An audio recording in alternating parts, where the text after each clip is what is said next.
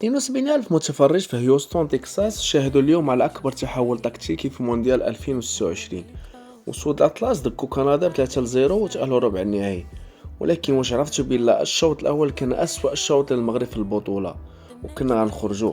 كيفاش الكوتش محمد وهبي قلب الطرح في الميطون الثاني وحاول صدمة لانتصار ساحق؟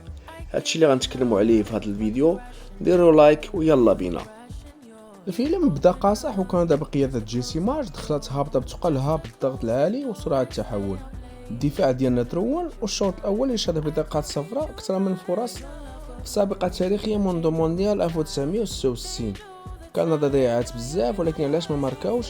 حيت ببساطة تما كاين السد العالي ياسين بونو اللي تصدى الكرة خطيرة من جوناثان ديفيد وبقى هاز الفرقة على كتافو في أسوأ ميطون للأسود. كما تيقول المثل المغربي ما قدو فيل زادو فيلا. في الدقيقة 22 كانت الصدمة علينا. هداف الفرقة في المونديال 3 البيوت اسماعيل السباري كيتصاب إصابة عضلية قاصحة تيخرج وتيدخل مكانه سفيان الرحيمي. في الميطون الثاني بانت البصمة ديال الكوتش محمد وهبي اللي قام بتغييرات بدلات وجه المباراة. دخل شمس الدين طالبي وسفيان أمرابط. في الدقيقة 50 حكيمي تينفذ ضربة خطأ بطريقة ذكية وتمرر الكرة للرشيق عز الدين وناحي لتوضع في الشباك الكندية.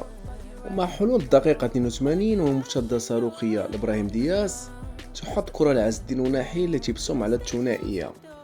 ومع ذلك كندا ما حطاتش يدها على الماتش وبقى الضغط علينا إلى أن جاءت رصاصة رحمة من طرف سفيان الرحيمي في الدقيقة 98.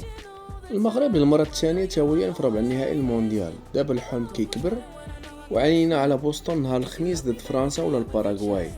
نزلوا دابا الكومنتير وكتبوا كلمات إشادة في حق البطل السيباري وقولوا لي شكون راجل المباراة في التكتيك ديال الوهبي. وديما مغرب وتهلاو.